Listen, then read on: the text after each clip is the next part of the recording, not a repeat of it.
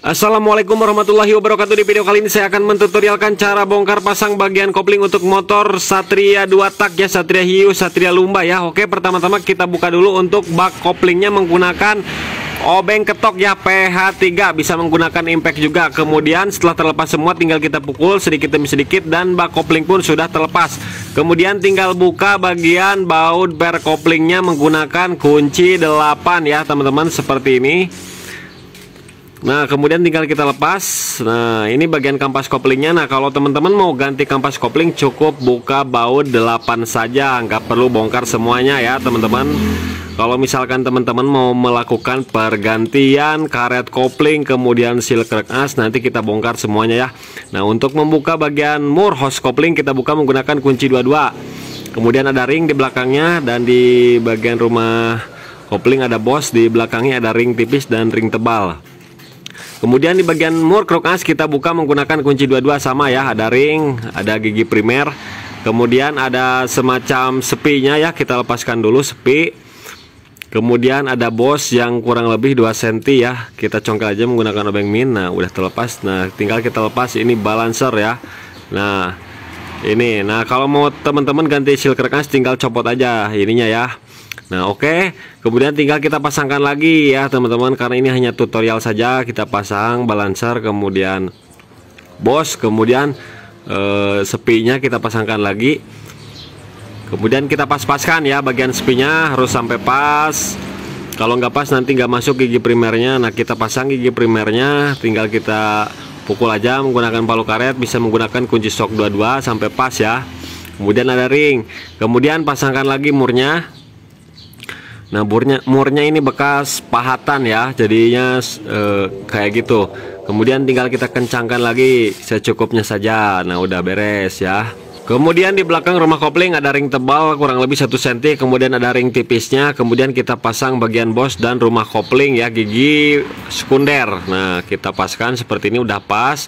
Kemudian tinggal kita pasang ring tipis ya teman-teman, ring tipis. Nah, ini ring tipis di belakang rumah kampas kopling. Kemudian kita pasang bagian rumah kampas koplingnya.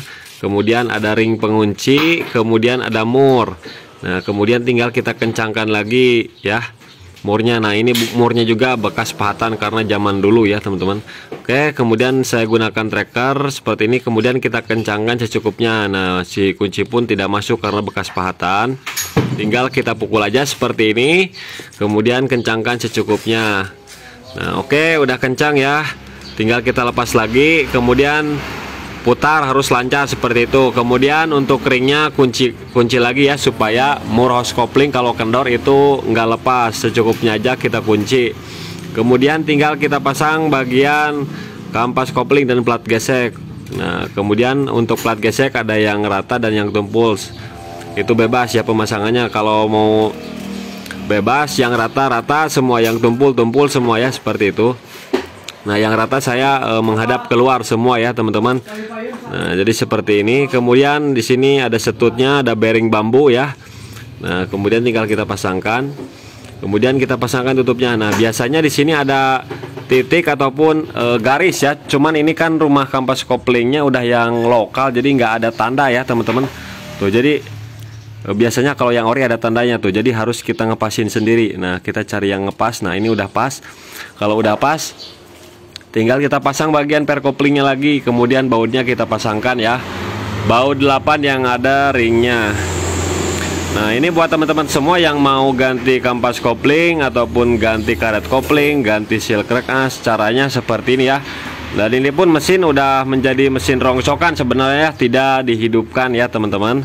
Ini hanya tutorial saja buat teman-teman, dan cara pembongkarannya seperti itu ya teman-teman. Nah, kemudian tinggal kita kencangkan aja dengan rata ya, secukupnya aja ngencanginnya, nggak perlu kencang-kencang, nantinya takut patah karena bautnya baut M6 ini kecil banget ya. Nah, setelah itu tinggal kita paskan setutnya ke belakang ya. Kemudian ada 2 buah bos. Nah, bosnya jangan sampai lupa terpasang. Kemudian tinggal kita pasangkan lagi. Nah, udah deh beres ya, tinggal kita pasang bautnya lagi.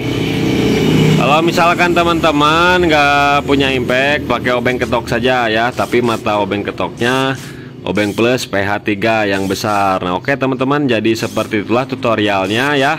Sangat mudah sekali kita pahami. Mudah-mudahan video ini bisa bermanfaat.